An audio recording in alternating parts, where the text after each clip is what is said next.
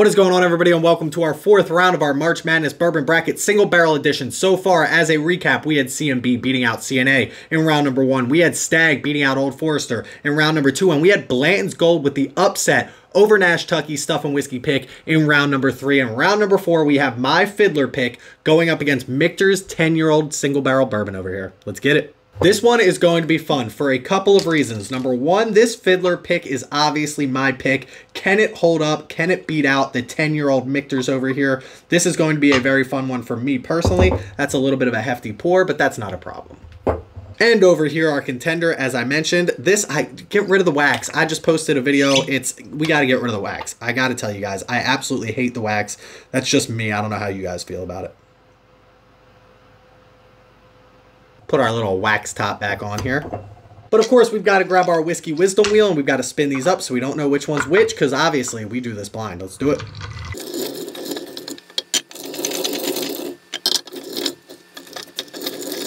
Somebody's got to create a better way to mix these things up. That's good enough for me. So here we go. We have Fiddler over here. We have Michter's over here. We have whatever glass this is over here. And we're going to drink these and figure out which one we like better, strictly off taste, and who will be moving on against CMB in the semifinal rounds. Cheers, y'all. Time for the traditional sip. You get it. Whew! That is hot.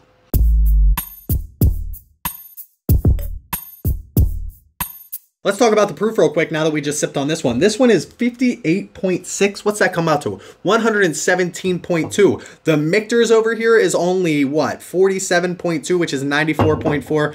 This is, I mean, the proofs just throw this all off. I think if these higher proofs keep moving forward, we're not going to have too much issue later, but I will tell you right now, we're having a lot of trouble because these lower proofs are going up against the higher proofs, and we can tell right off the bat which one's which. Cheers, y'all.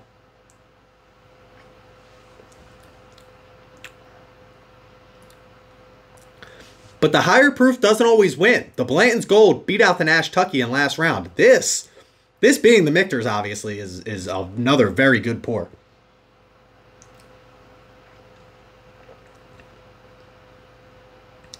I'm going to be honest with you guys.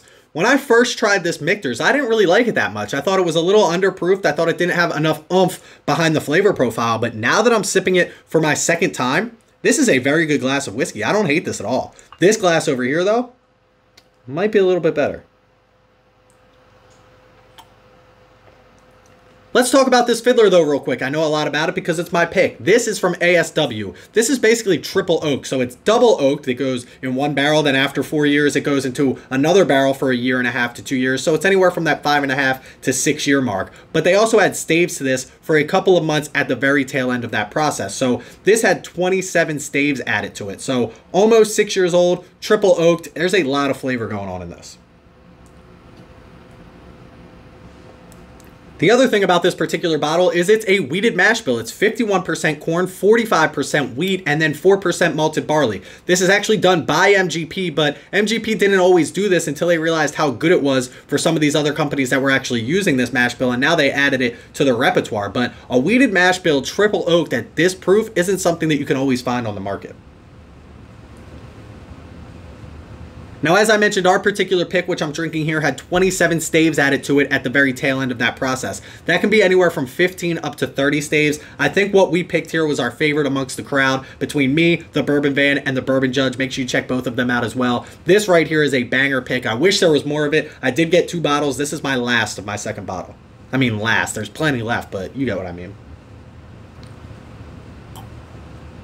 I think the thing that I like about this is how complex and how deep and how rich the flavors are. Again, that triple oaking process and that wheated bourbon makes for a very different experience than anything else that I've had. You're usually used to that rye spice, especially at this proof, giving you a lot of spiciness on this. But there's not a lot of spiciness because that wheated gives you a lot more sweetness. But yet that double oaking gives you a lot of the tannins and a lot of that age behind this that you're triple oaking, that you're really not used to in something that's only 5, maybe 6 years old. This glass, on the other hand, is doing the complete opposite. At this low proof but this high age statement, it almost drinks like a dusty, funky type of drink, and I don't mind that at all as well.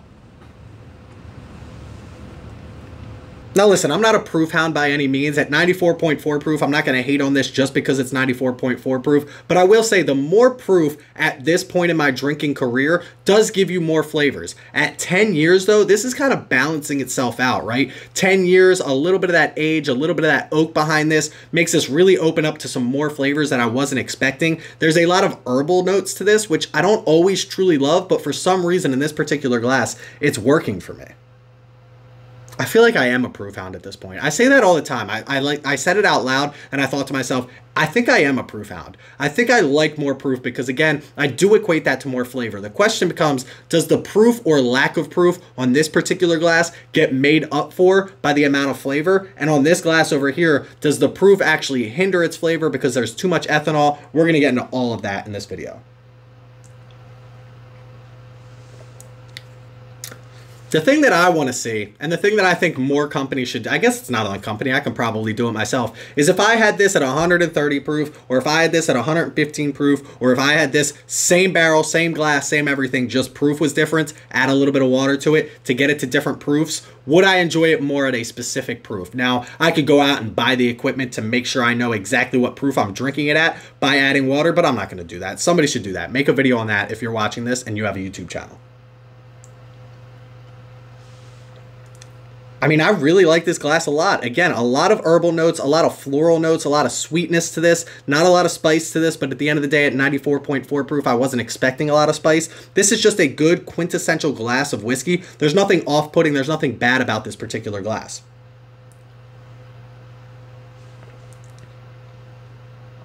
This is the tough part about whiskey because I drink a lot of 2-ounce samples, and I will say, if you have one sample of something, it doesn't mean that you're going to love it the second time around. Maybe you hated it the first time and you're like, oh, this is actually really good. And I feel like that's what I did on this particular bottle right here. I didn't really hate it, but I didn't truly love it. I don't think it lived up to the $185 price tag on it. But now that I've had it for a second time, I think it's a very good glass of whiskey. The question is it better than this glass over here? And again, I don't think it is. Now, the one thing that I do remember talking about when we picked this particular barrel is Phil said, and I quote, this is 1910 at cask strength. Now, I love Old Forester. It lost this particular bracket so far, but 1910 coming in at 93 proof versus this coming in at the cask strength proof that it comes in at. If this is 1910 at cask strength, obviously it's not. This is a wheated bourbon, but it gets that flavor profile, right? That double oaked cask strength, a little bit more oomph behind it. I love this glass right here. This might be one of my favorites, and we're going to do it all 4 of my picks up against each other, but Fiddler might be my favorite one.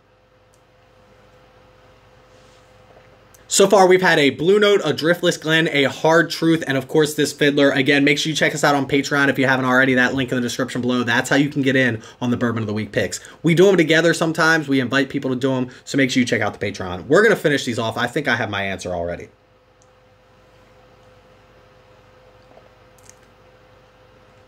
I always like to save a little just in case. You never know. Let's get into this glass.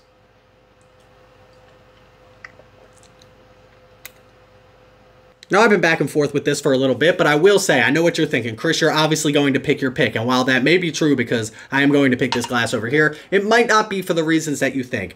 ASW sent us 3 samples. I picked the best of those 3 samples, and that's what we got in this particular glass over here. Michter's had an opportunity to pick this particular blend. They picked a banger of a blend. I think that my particular pick does a little bit better than that. Maybe it's the proof. Maybe it has a little bit to do with my particular palate. I wouldn't be mad at you if you picked this particular glass over this particular glass. But I will say, I think this gives me just a little bit more of what I'm looking for in a glass of whiskey, and that's where I'm going to pick it. But let's make sure it's what we think it is. And the big reveal, again, if I did this wrong, I don't deserve a whiskey channel. It is B, which is obviously this one over here. I got a little bit nervous because I usually do A and B, but this time I did B and C. So Fiddler is going to move on against C and B, and I gotta be honest with you, I think C and B is going to win that. I'm going to tell you straight out right now, I think C and B is going to win that, but the only way we're going to find out is if we put them up against each other, and the only way you're going to find out is if you click that like and subscribe button, turn on notifications, make sure you check us out on Instagram so you can keep up with all of this. You can still win some great prizes here throughout March. Check out our Patreon page and our Discord, both those links in the description below. Please don't drink and drive, always drink responsibly, stay healthy, stay happy, and stay checking out Bourbon of the Week for some new picks that are coming out. Cheers, y'all.